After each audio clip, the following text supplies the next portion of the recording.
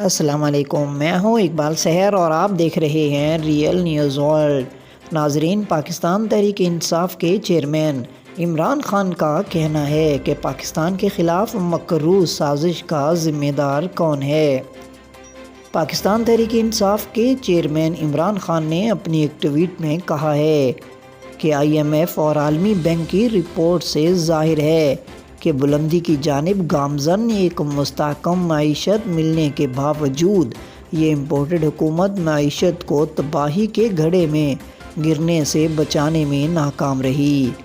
انہوں نے کہا کہ اقتصادی سروے اس حقیقت کا عکاس ہے کہ ہماری معاشی کارکردگی گزشتہ 70 برسوں میں بہترین تھی۔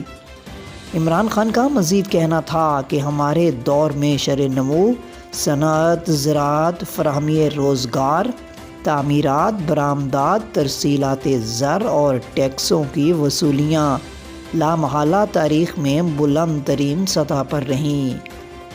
پاکستان تحریک انصاف کے رہنما کا مزید کہنا تھا کہ آج پاکستان کو بدترین مہنگائی، سماج کا ہر طبقہ جس کی زد میں ہے، بے روزگاری، غذائی عدم تحفظ اور روپے کی قدر میں پہم گراوٹ کا سامنا ہے۔ پاکستان تحریک انصاف کے چیئرمین عمران خان کا مزید کہنا تھا کہ امپورٹڈ سرکار مکمل طور پر بے سمت بھٹک رہی ہے۔ انہوں نے کہا کہ مجرموں کے اس گروہ کا واحد کارنامہ یہ ہے کہ انہوں نے پاکستان کے چوری کیے گئے اربوں روپے پر ایک اور NRO حاصل کر لیا ہے۔ ایک سوال جو پوری قوم کی زبان پر ہے وہ یہ کہ پاکستان کے خلاف اس مکروہ سازش کا ذمہ دار کون ہے۔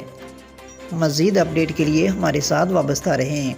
اگر آپ نے ہمارے چینل کو سبسکرائب نہیں کیا تو کر دیجئے اور بیل آئیکن کو پریس کرنا مت بھولیے تاکہ ہماری نئی ویڈیو کا نوٹیفیکیشن بر وقت آپ تک پہنچ سکے۔